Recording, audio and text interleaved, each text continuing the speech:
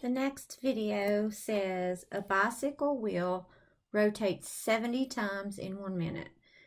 When it's telling you about rotation, it's actually telling you about angular velocity. So it's telling you that it rotates 70 times, or it goes around 70 times in 1 minute. Now the problem is, most of the time, or all the time, angular velocity is supposed to be in radians. So what they've done here is they've given it to us, but they've given it to us in revolutions around the circle. So it's saying that it's going 70 revolutions, and I'm going to put rev for revolutions. Sorry guys. In a minute. And the question actually says, through how many degrees does it turn? Does the tip of the wheel move in 11 seconds? So we've got everything that we need. We just have it in revolutions, and they want us to have it in degrees. Well, one revolution around the circle is actually 360 degrees. So if you learned about dimensional analysis back in a basic math class, you learned to do conversions where if you have something on the top and you're trying to get it to go away, it's the same basic principle that we have from converting radians and degrees. We have to put whatever's on the top down here to make the conversion so that the revolution part will go away. And one revolution is worth 360 degrees. Now, it wants it in 11 seconds, so first we need to change it to seconds. And we have minutes down here, so we need minutes up here, and we know that 1 minute is worth 60 seconds. And so that makes the minute part go away. So now we have 70 times 360, hit enter on your calculator, divide it by 60, and you have 420 degrees per second. So in 1 second, it's 420 degrees. So you just need to multiply that by 11 in order to get for 11 seconds, and you get 4620 degrees. So there's your answer to that one. Let's see, then the next one says, let's see, a pulley rotates through 70 degrees in 1 minute.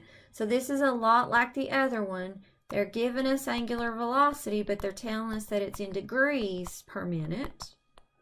So instead of revolutions, it's in degrees. And it says how many rotations.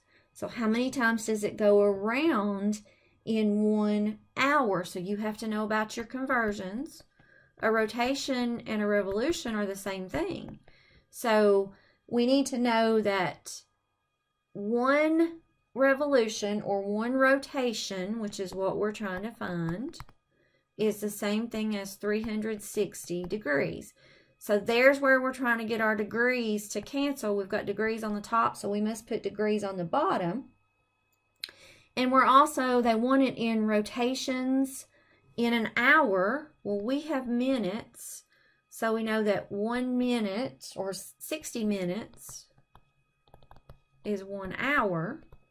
So that makes the minutes go away, the degrees go away, and we have left on the top rotations and on the bottom hours. So we do 70 times 60, enter, divided by 360, and we get approximately 11.7 revolutions or rotations per hour. So you just need to understand that if they tell you how many times, whether it's in degrees, rotations, revolutions, radians, if they tell you that per time, they have given you angular velocity. They've just not given it to you maybe in the correct form, but maybe you want it in one form or another depending on what you're doing. Okay, so let's look at the next one. The next one says, let's see, a wheel with a 40-inch radius. So here's my wheel with a 40-inch radius. And some of you got the difference between radius and diameter wrong. You doubled the 40 to get the radius. or if they gave you a diameter, you doubled it instead of halving it. So they have given you radius in this problem, so you don't need to do anything to the radius. It says 40-inch radius is marked at 2 points on the rim. So I'm just going to mark it at 2 points on the rim. It's the same radius all the way around if you're going from the center to the end. So let's see, the distance between the marks along the wheel is found to be 19 inches. So they've given us S. They've given us the arc length. What is the angle to the nearest tenth of a degree between the radii to the two marks? So when we do our calculations, this formula gives it to us in radians. So we have 19 equals 40. Because they're both in inches, we don't need to make any kind of conversion. We get theta comes out to 0.48 radians, and we need to change that to degrees. So 0.48 radians. If I use dimensional analysis and I want to convert radians, remember that to convert those to degrees, we put a pi on the bottom and 180 degrees on the top. And again, that's one of your lessons, so you need to make sure that you're doing that. So 0.48 times 180 incher divided by pi comes out to approximately 27.5 degrees. So let's see, there's that one. Let's do the next one. That would be H, if we were looking at that one. A wheel is rotating at 6 radians per second. So again, it is giving me angular velocity, but it's actually giving it to me in the standard form, and I'll put RAD for radians on that one so that we can keep up with it. And the wheel has a 38-inch diameter. If it has a 38-inch diameter, half of 38 is 19 inches. So that's the radius. So they've given us that. To the nearest foot per minute, what is the linear speed of a point on the rim? Now, linear speed, you have two formulas. You have these from your sheet that I gave you. And you need to just look and see if either one of those formulas are the things that they gave you. And it did give you omega, and they gave you R for radius. So this would be the formula you would want to use. A lot of you tried to use this one and got lost in the math. So simplicity is always best. So we're going to do velocity equals radius times omega. So we have 19 inches, because that's our radius, times 6 radians per second. Some of you, for some reason, divided by the 6 radians.